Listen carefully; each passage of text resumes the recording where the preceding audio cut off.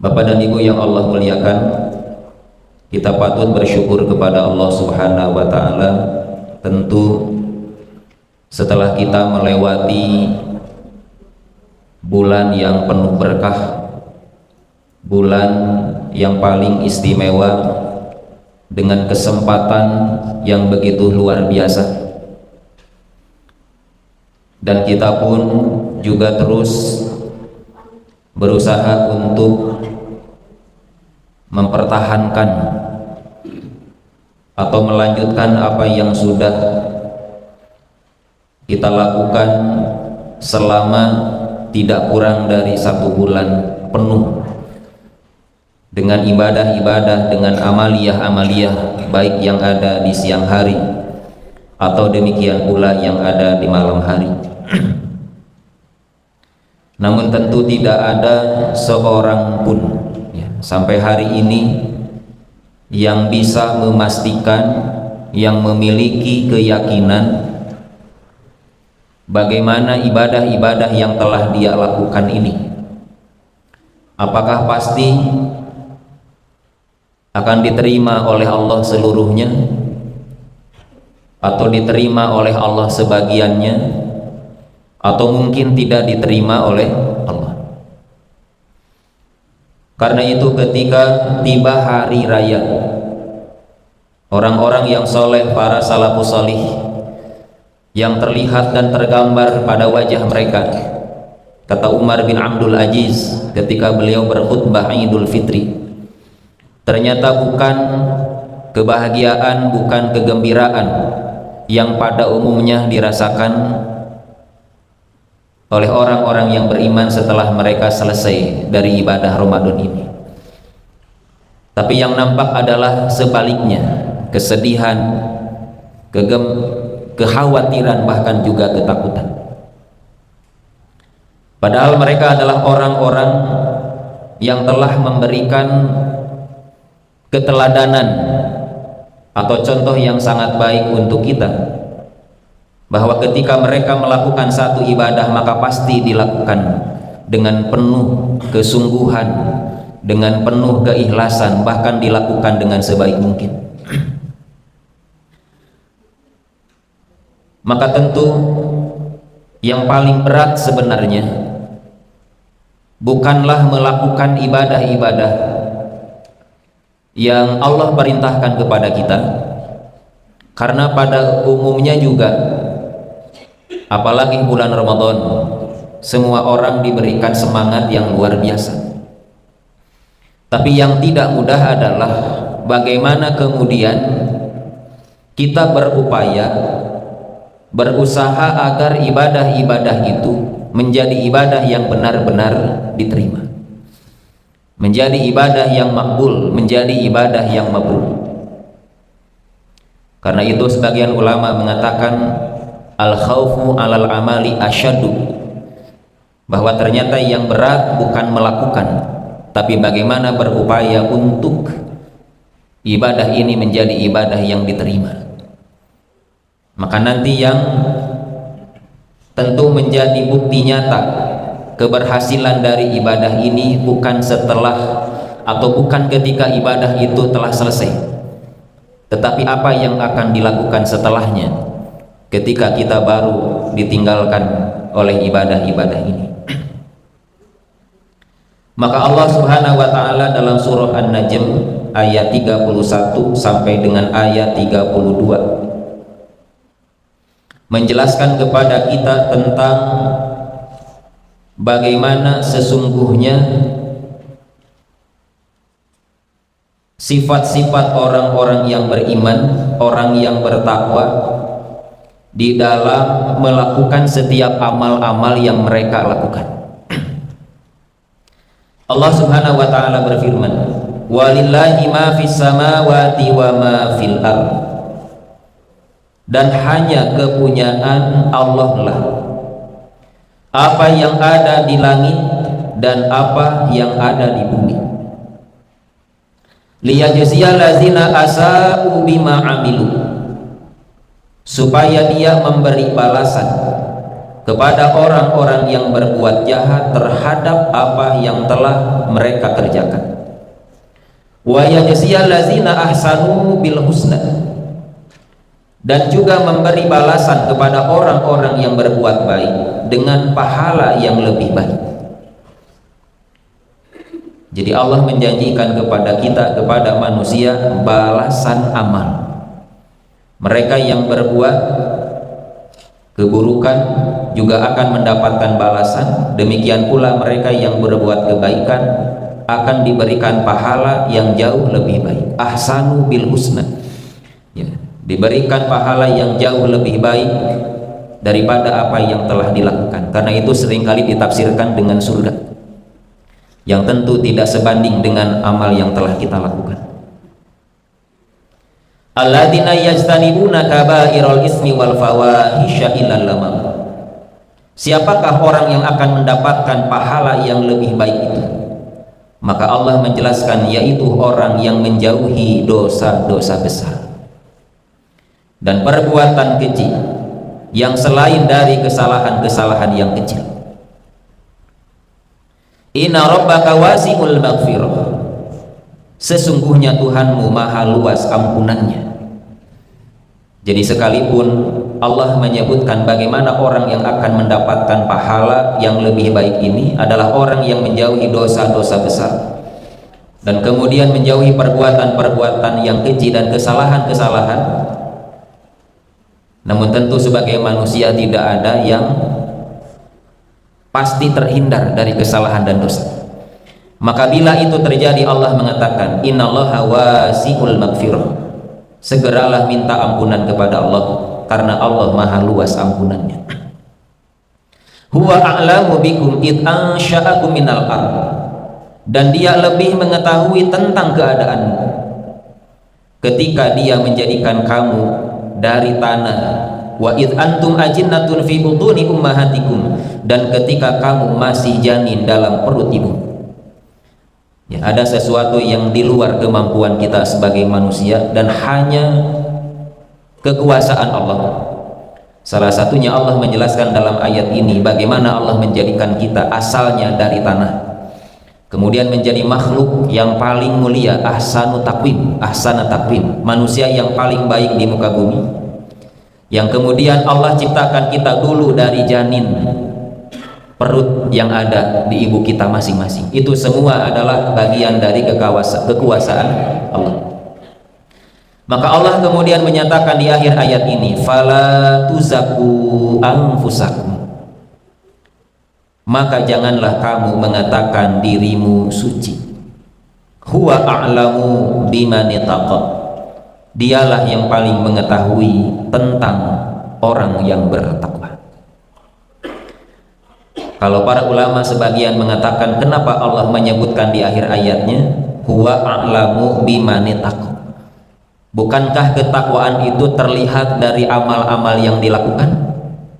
Ya, orang melakukan puasa, melaksanakan ibadah sholat, melaksanakan ibadah haji, umroh, sedekah, zakat dan sebagainya. Bukankah itu ciri orang-orang yang bertakwa gitu?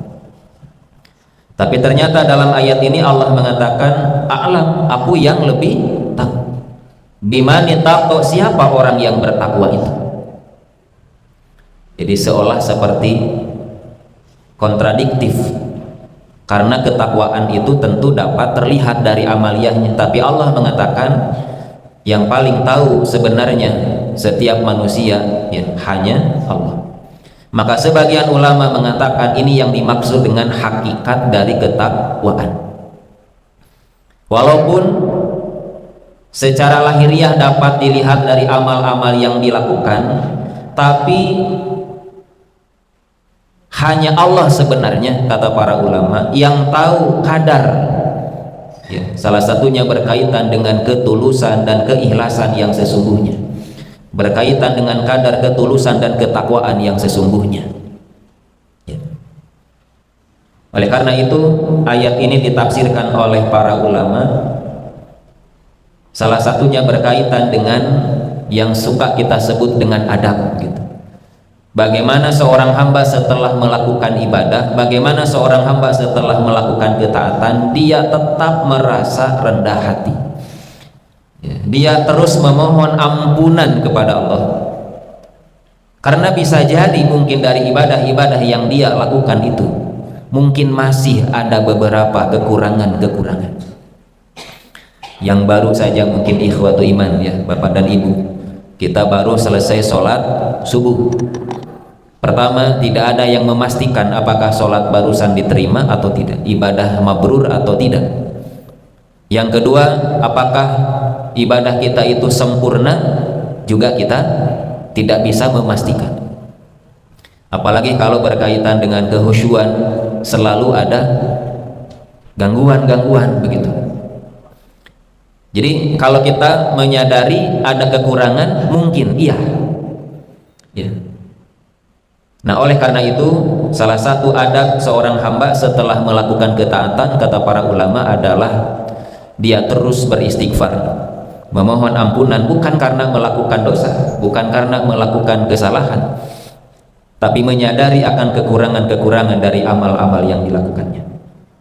Karena itu Imam Ibnu Rajab Al-Hanbali beliau menjelaskan, fala yatarul mu'minu binafsihi wa yu'jab bi amalihi wa yuzakihi. Maka janganlah seorang mukmin terpedaya, tertipu oleh dirinya sendiri ya. Jadi jangan tertipu, terpedaya oleh diri sendiri. Bagaimana tertipu dan terpedaya oleh diri sendiri itu ya? Satu. Yang kedua, wa yu'jab bi amalihi, merasa bangga, kagum dengan amal kita. Wa yuzakihi, dan menganggap dirinya suci. Karena mungkin hal ini ada dalam diri orang beriman setelah melakukan satu amal, apalagi kalau amal-amal itu amal-amal yang memang luar biasa begitu. Pan ari salat magunya salat, saum eta ya ibadah yang mungkin biasa kita lakukan. Tapi ada ibadah-ibadah yang dari sisi pelaksanaan memiliki beban yang bisa disebut berat ya. Contoh ibadah haji misalnya Bu ya, atau ibadah umroh, pan ente gratis ketika kita melaksanakan ibadah itu. Hari kanggo sholat mah jarang orang membanggakan ya, tapi kalau untuk ibadah ini, ibadah haji, ibadah umroh, itu tentu ada sedikit perbedaan ya, karena tentu memang berbeda pelaksanaannya. Nah, terkadang inilah yang mungkin tanpa disadari oleh sebagian orang. Padahal Ibnu Rajab mengatakan jangan tertipu, merasa bangga, bahkan menganggap diri yang paling suci. Kenapa? Balil wajib an ya'tarifa bi qillati amali.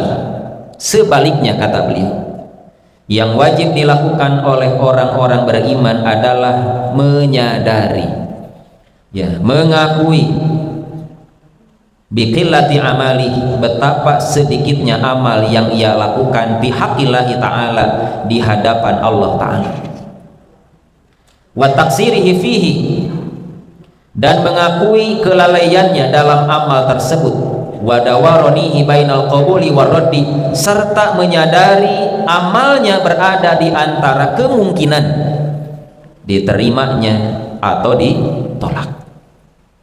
Apakah semua orang yang sudah melakukan ibadah pasti diterima? Belum tentu. Apakah semua yang pulang ibadah haji pasti mabrur? Belum tentu. Apakah orang yang telah melaksanakan puasa pasti mabrur? Juga belum tentu. Maka tadi kata Ibnu Rajab, jangan membanggakan diri, jangan tertipu, karena bisa jadi kemungkinan itu masih ada. Falizalika kana salaf yajtahiduna fi itmamil amal. Karena itu dulu para salaf, mereka adalah orang-orang yang bersungguh-sungguh dalam menyempurnakan amal ya, wa ikmalihi wa itqan, kemudian melengkapinya dan mengerjakannya dengan sebaik mungkin ya. Orang mabuknya gitu Pak, mengakui, lamun dibandingkan dengan para salaf ya tentu kita menyadari dengan berbagai kelemahan-kelemahan, kekurangan-kekurangan kita gitu. Tapi ternyata kata Ibnu Rajab, mereka para salaf ini adalah orang yang bersungguh-sungguh melakukan amal dengan baik, dengan sempurna, dengan lengkap, summa yahtamuna ba'da zalika biqabuli. Tetapi kemudian mereka sangat memperhatikan ketika mereka mengerjakan amal itu dengan maksimal, mereka sangat memperhatikan urusan diterimanya amal tersebut. Wa yakhafuna min raddihi, dan merasa takut jika amal itu tertolak. Karena itu yang dimaksud dengan biqabuli ini fokusnya adalah bukan apakah saya sudah melakukan gitu. Tapi pertanyaannya adalah apakah Allah ridho untuk menerima amal-amal kita. Jadi tidak sebatas selesai, tapi Allah ridho tidak dengan amal yang sudah kita lakukan gitu. Wa haula'i wasafahumullahu ta'ala biqaulihi bi annahum, ini dalam surah Al-Mu'minun 40. Maka inilah orang yang Allah sifatkan dalam ayat ini, orang yang memberi apa yang telah mereka berikan dengan hati yang takut. Memberi tapi hati takut, kan seolah-olah sama, kontradiktif. Takut itu kalau berbuat buruk gitu, takut itu kalau berbuat dosa. Tapi ini berbeda, ternyata sudah memberi, hatinya takut. Padahal anu takut mah bukan memberi, mengambil gitu, mengambil apa yang bukan haknya, takut diketahui orang. Ini mah terbalik kan gitu Pak. Karena kata para ulama, memberi di sini maknanya banyak. Ada sedekah, ada zakat, ada infak, termasuk dengan melakukan ibadah. Tapi hatinya takut, kan aneh. Ya. Dan takut mah biasa nama keburukan, kebaikan mah biasanya gembira gitu. Nah justru kata Ibnu Rajab, ya inilah karakter orang beriman yang sesungguhnya, takut justru setelah melaksanakan. Ya. Takutnya apa? Yang tadi, karena dia tidak yakin apakah Allah ridho dengan amal-amalnya gitu. Nah teman, nanti penjelasannya di bawah. Nah, karena itu mereka kemudian memperbanyak istighfar setelah ibadah Pak ya. Jadi istighfar itu pada umumnya apa Bu? Upami tos ngadamal kaawonan berbuat dosa, istighfar. Iya mantep. Istighfar itu setelah melakukan perintah, setelah berbuat baik. Astagfirullah, astagfirullah, sanes tos ngadamal dosa gitu. Wa taubat, juga dengan bertaubat ya. Nah, jadi ada apa Bu, pemahaman atau ilmu yang baru, istighfar taubat teh sanes setelah midamal dosa wae gitu ya. Istighfar dan taubat itu juga terus dilakukan bahkan setelah kita berbuat baik ya.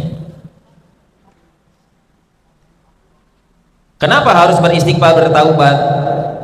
Karena perhatian mereka terhadap penerimaan amal lebih besar daripada mereka melakukan amal itu sendiri ya.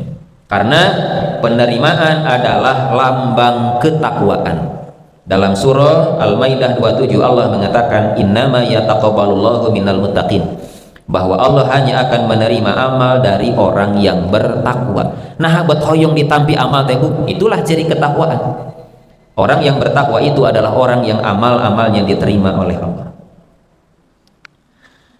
Nah oleh karena itu ikhwat iman rahimakumullah ya, sekalipun kita memang sampai detik ini tidak diberitahu oleh para malaikat gitunya Bu Pak, hari sholat tadi teh ditampi teh hanjakalna teh dipasihan terang gitu, hoyongna mapan diberi kabar ya. Jadi kalau tahu besok diperbaiki pan begitu. Sholat kamu tadi banyak kekurangan, enak kan punya, besok kita perbaiki, pan dia mah tidak ada ya. Jadi Ramadan kemarin apakah diterima? Tidak tahu karena tidak ada laporan. Kalau ada laporan mah enak, kita tinggal mengevaluasi, tinggal memperbaiki mana kekurangannya ya, mana yang diterima, yang kurang ditingkatkan. Karena tidak ada, nah inilah yang membuat khawatir. Tetapi nah, dalam kitab Madarijus Salikin, Ibnu Qayyim Al-Jauziyah memberikan catatan gitu. Apa? Ada di antara tanda, nah ini Bapak Ibu, tanda amal kita diterima Beliau mengatakan pertama, seperti yang disampaikan Ibnu Rajab, pertama ihtiqaru, memandang rendah, istiqlaluhu, sedikit, wasigoruhu, dan kecil. Dalam istilah kita mah jangan dulu ujub, bisi etate ditarima gitu. Hanas orang membanggakan diri di depan orang-orang manusia, di depan Allah mah ditarima kan gitu. Ya, maka selalu rendah hati. Hatta innal arifa la yastaghfirullaha uqaiba ta'ati, sampai orang yang arif, orang yang mengenal Allah, kata para ahli tauhid mah yang makrifat ya gitu, pasti akan beristighfar kepada Allah setelah melakukan ketaatan. Dan demikian pula Rasulullah mencontohkan, idza salama minas shalah istaghfarallaha salasan, ketika beliau selesai sholat beliau beristighfar 3 kali. Kan ini yang kita lakukan di waktu iman. Orang tadi tos sholat subuh sudah salam, apa yang pertama kita lakukan? Istighfar. Astagfirullah, astagfirullah, astagfirullah. Nah, buat kudu istighfar. Padahal baru melaksanakan sholat sanes berbuat keburukan, berbuat dosa. Nah, berarti istighfar itu tidak hanya ketika berbuat salah minta ampun teh, nembe ngelaksanakeun sholat wae ibadah kebaikan istighfar gitu. Sudah salam kemudian beristighfar. Wa amarallahu ibadahu bil istighfar uqaibal hajj. Dan Allah juga memerintahkan hambanya untuk beristighfar segera setelah selesai ibadah haji. Itu tadi teh anu memerlukan biaya yang tidak sedikit.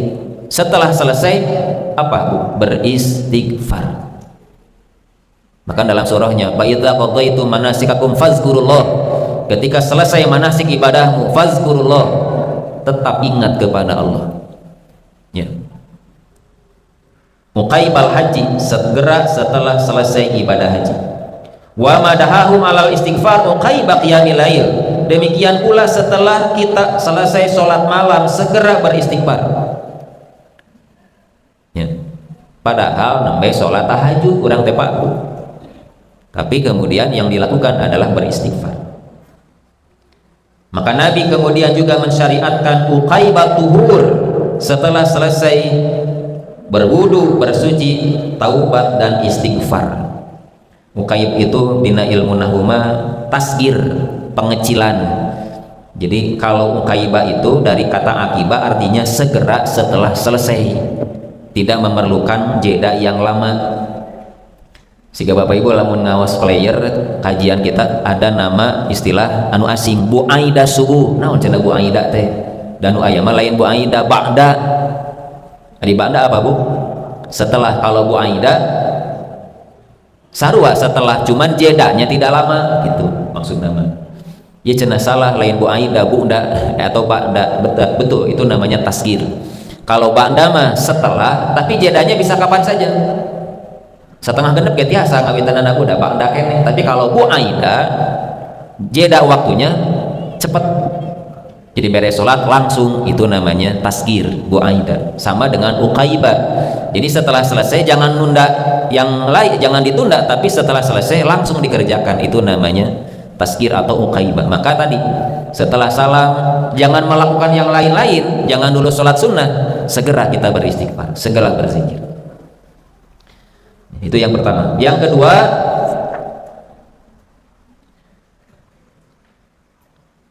bagaimana seorang setelah melakukan ibadah ini, ya salah satu alamatnya setelah berzikir beristighfar adalah jauh lebih baik dari setelahnya. Ini tentu menjadi ciri dari semua ibadah. Salah satu di antara diterima ibadah, kata para ulama, antakuna halul abdi ba'daha ahsana min halihi qablaha. Jika seorang hamba setelah melakukan ibadah tersebut menjadi lebih baik. Kami tadi di surat apa, Bu? Pak, di dalam surat, dalam ayat tentang saum la'allakum tattaqun, bagaimana berhasil tidak? Lihat saja setelah selesai, lebih bertakwa atau tidak, begitu. Kenapa harus terlihat perubahan menjadi lebih baik daripada sebelumnya? Karena buah dari ibadah dan intisarinya adalah itu. Tujuan dan maksud seluruh ibadah apa? Antazidal mar'u kurban wa taqwa lillahi azza wa jalla, adalah seseorang bertambah kedekatannya dan ketakwaannya kepada Allah. Lamun tambah dekat, tambah bertakwa, jauh lebih baik, berarti alamat isyarat ibadahnya mabrur gitu.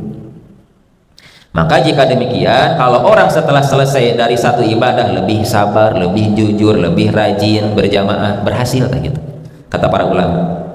Dan ini adalah kabar gembira bahwa ibadah kita diterima insya Allah, walaupun kepastiannya tidak ada yang tahu, tapi alamatnya gitu, alamatnya isyaratnya gitu. Sebaliknya, kalau setelah selesai kembali kepada kebiasaan buruk, pada kebiasaan lama, oh berarti tak ciri ibadahna meureun teu ditampi ku Allah teh. Beres Ramadan, beres sakabehanana, bahkan kembali lagi kepada kebiasaan buruk. Oh, cek para ulama, mungkin itu alamat ibadah yang tadi belum diterima gitu. Makanya yang tadi, kenapa beristighfar, kenapa kita harus memperbaiki? Karena ciri ibadah yang sukses senantiasa menghasilkan buah apa bu? Akhlak yang lebih mulia dan hati yang lebih bersih gitu. Nah, kalau di bawahnya ini juga diungkapkan, jadi karena seringkali fenomena musiman ini ada gitu, maka oleh karena itu seorang hamba yang tidak mengenal Tuhannya kecuali hanya di saat-saat tertentu, dan tidak Ramadan unggul begitu ya, apakah Ramadan atau Sya'ban, terkadang di bulan Sya'ban juga sama, dan seterusnya. Dia tidak mengenal Tuhan Allah kecuali di bulan tertentu, saat tertentu ya, maka para ulama mengatakan abdu su', mereka adalah hamba yang buruk. Kenapa demikian?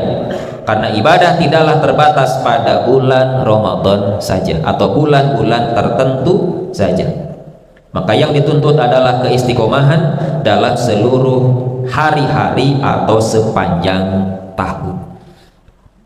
Jadi hakikat istiqomah itu bukan tentang bagaimana kita telah melakukan ibadah yang luar biasa dalam satu waktu, tapi lebih kepada keberlanjutan, kontinuitas ayat rasanana meskipun sedikit.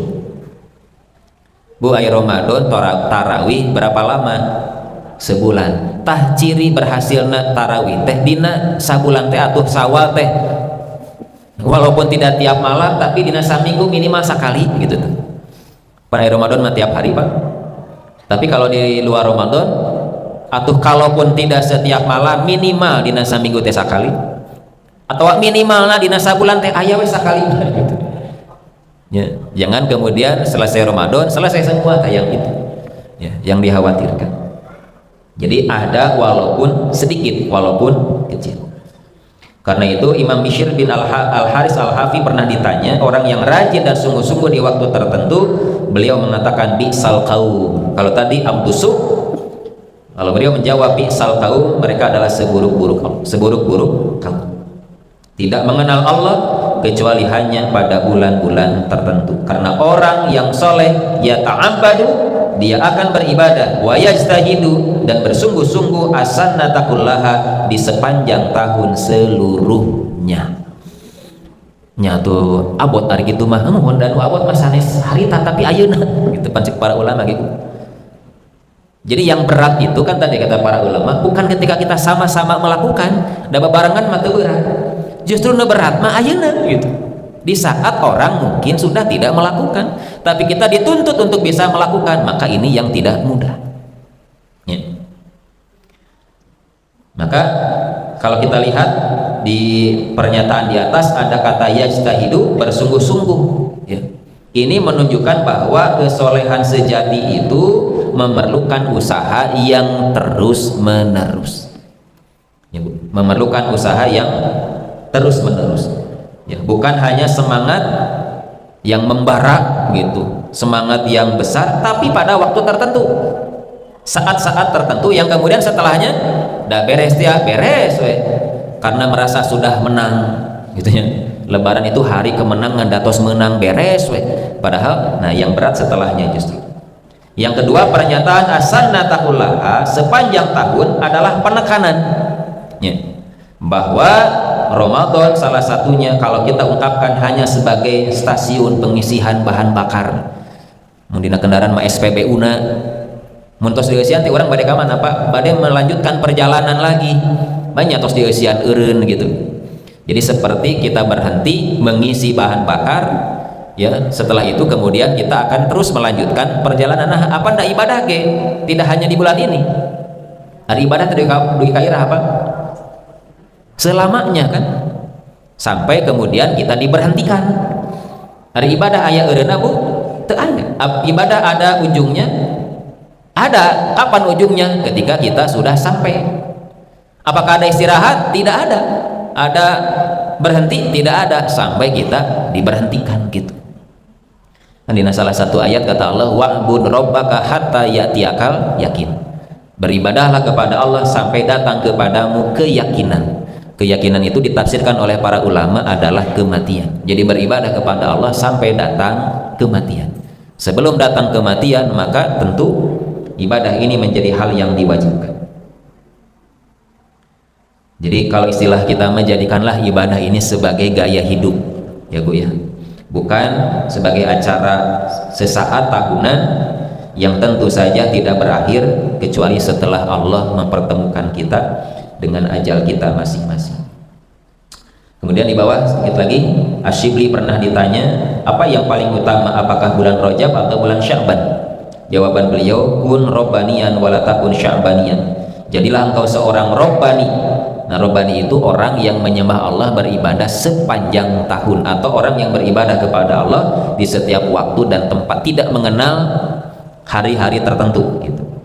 Wala takun sya'banian, jangan menjadi hamba sya'bani, artinya orang yang menyembah Allah hanya di waktu tertentu saja. Nah, yang ketiga, salah satu isyaratnya adalah diberikan kemudahan. Bu ya, yang pertama berzikir, beristighfar, yang kedua lebih baik, yang ketiga diberikan kemudahan, gampang melakukannya. Ya, Ibnu Rajab mengatakan kembali melakukan misalnya puasa, ya, adalah tanda diterimanya ibadah tersebut. Karena Allah bila menerima amal seorang hamba, Dia akan memberikan taufik. Ini di garis bawahi. Kalau Allah menerima amal kita, lalu Allah pasti memberikan kepada kita taufik. Makna taufik itu banyak. Salah satunya adalah taufik diartikan dengan kemampuan. Kemampuan apa? Kemampuan melakukan amal setelahnya. Nah, ini yang berat. Ya. Amal yang pertama mah mungkin dilakukan, tapi yang keduanya tidak semua orang diberikan kemampuan. Kalau Allah berikan kemampuan melanjutkan dengan ibadah setelahnya, berarti ciri Allah memberikan taufik. Ya, memberikan kemampuan. Ya, sebagian ulama pula mengatakan balasan kebaikan adalah kebaikan setelahnya. Jadi kebaikan itu kalau kita ibaratkan seperti magnet punya, dia akan menarik kebaikan-kebaikan lainnya gitu. Maka barang siapa melakukan kebaikan dapat diikuti dengan kebaikan, maka tanda diterimanya ibadah pertama. Sebaliknya, barang siapa yang melakukan kebaikan tapi diikuti dengan keburukan, menjadi tanda tertolaknya ibadah tersebut. Karena itu yang tadi ya, yang dimaksudkan dengan taufik itu sebenarnya Bapak Ibu semua, setelah kita selesai melakukan satu ibadah, bukan semata-mata karena kita memiliki kekuatan sebetulnya, bukan semata-mata karena kita memiliki kehebatan, tapi bagaimana Allah ridho dengan amal-amal kita sebelumnya. Jadi amal yang kita lakukan sebelumnya Allah ridhoi, maka kita diberikan kemampuan untuk kemudian melakukan amal-amal setelahnya gitu. Nah, yang terakhir sebagai penutup ya, dan semuanya bermuara pada konsistensi, keistiqomahan yang menjadi bukti nyata ya keberhasilan kita. Satu hadis yang fundamental yang merangkum seluruh ajaran dalam dua kata kunci Bapak Ibu, satu iman, kedua istiqomah. Sufyan bin Abdullah As-Saqafi pernah berkata, saya bertanya kepada Rasul, ya Rasul, katakanlah kepadaku dalam Islam satu perkataan, aku tidak akan bertanya lagi kepada siapapun ya. Atau kepada hadis lain dari Abu Usamah, kepada selainmu. Qala, Nabi berkata, qul amantu billah fastaqim. Nabi mengatakan, katakanlah aku beriman kepada Allah, kemudian istiqomahlah. Dua hal yang merupakan kata kunci ya dalam hidup kita setelah beriman adalah istiqomah.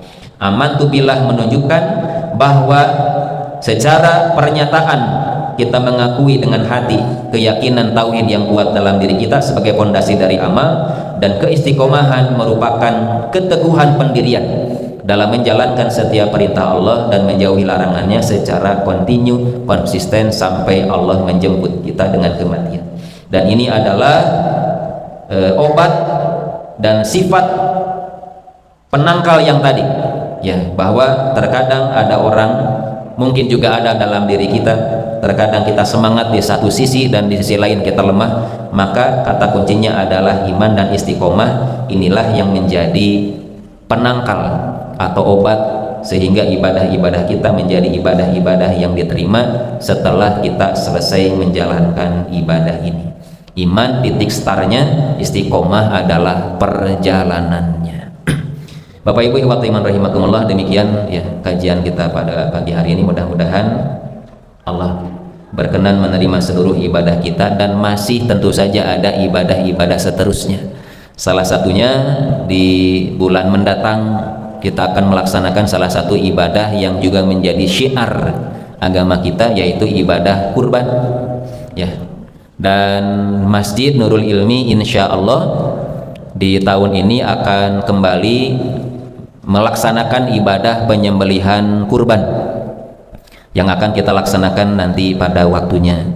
Nah, oleh karena itu kepada Bapak Ibu para jamaah, juga seluruh warga masyarakat yang berniat akan ikut berkurban di Masjid Nurul Ilmi, silakan untuk segera mendaftarkan diri ke panitia atau jami kurban di Masjid Nurul Ilmi.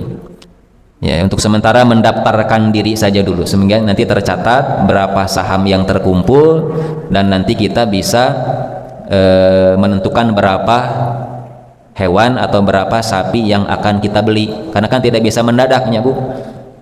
Kedah ti ayeuna nyirianana gitu, sabaraha urang periogina, berapa kita memerlukan. Kalau tahun kemarin kan 8 ekor sapi, 8 ekor domba. Kalaupun tidak sama, tidak melampaui, ya minimal tidak 8 oge atunya, karena kita tidak pernah kurang dari 6 ekor. 6, 7, 8 gitu ya, 6, 7, 8 tah minimal tidak 8 ge atu 7 atau napi genep gitu. Nah, mudah-mudahan Allah berikan kita kemampuan dan Allah mampukan kita untuk bisa melaksanakan ibadah kurban di tahun ini dengan niat ya, insya Allah Allah berikan kemudahan. Jadi sekali lagi bagi para jamaah dan warga sekitar yang mau berkurban tahun ini, untuk segera mendaftarkan diri ke panitia. Sahamnya sama Bapak Ibu dengan tahun kemarin, 4 juta rupiah, dan itu sudah termasuk biaya operasionalnya.